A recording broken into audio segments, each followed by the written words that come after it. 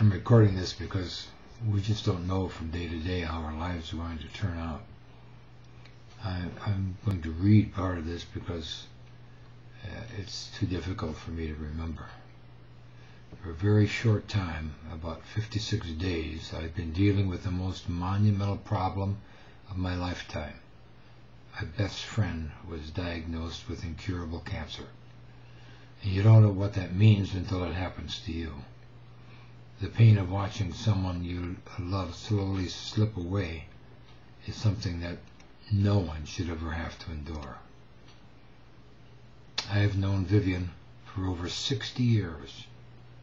She had been a smoker, but she stopped smoking over 35 years ago. Yet this kind of cancer is directly linked to smoking. 2 years before being diagnosed with cancer, my best friend decided it was time to get in shape to better enjoy our retirement together. So she lost weight, almost 65 pounds, and that in itself was a monumental task. If you've ever tried to lose 10 pounds, you know what I mean. Then she had a total hip replacement, followed by first her left knee, then her right knee total replacement. But before she could even finish her therapy on that left knee, we got the awful news. We had planned something really big. It was almost our 60th wedding anniversary, an around the world cruise, or maybe buy a motorhome and travel the United States. That didn't happen. My best friend, my buddy, my pal, my wife of nearly 60 years was in deep trouble. And all I could do was stand helplessly by and pray. She beat breast cancer 3 times. 3 times, but the beast that wanted her came back in a different form this time, in an incurable form.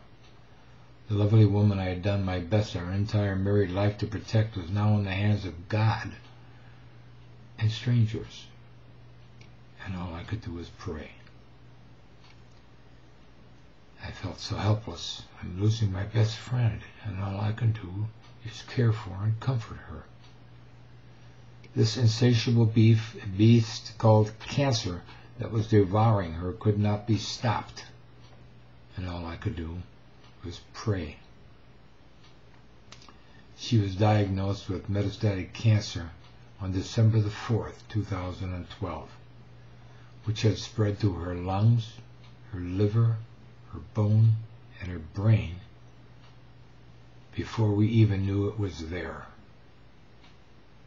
Between the chemo and the radiation, her other organs were being bombarded with all kinds of poison, which was meant to kill the beast. But then it made these organs easy prey for the beast to attack, and it wasted no time in doing so. She put up the greatest fight I've ever seen. She took the radiation, the chemo, and all the pills and all the pain, and never complained. She knew that the beast would get her, but she wanted to fight like hell to try and beat it. She knew the pain, the humiliation of losing her hair would only add a few months, at best. But I know she didn't go through all that for herself. She did it for me. Sometimes she would cry at night and tell me she didn't want to die because she worried about me.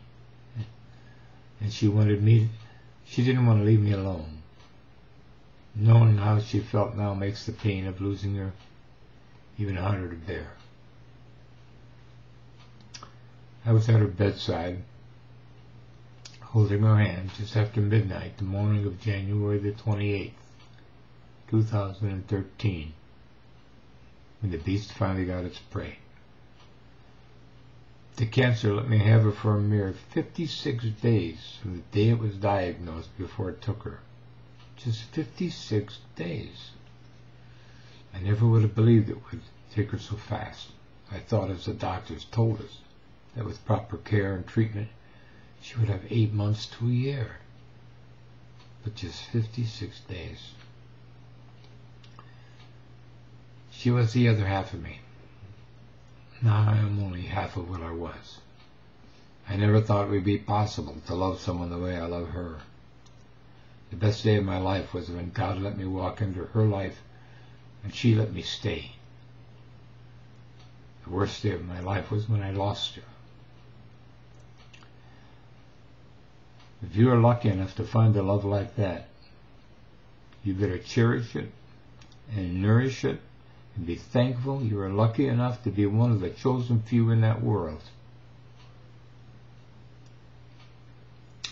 With Vivian, I found a once-in-a-lifetime friendship and a once-in-a-lifetime love. She was the friend I wanted and the love I needed.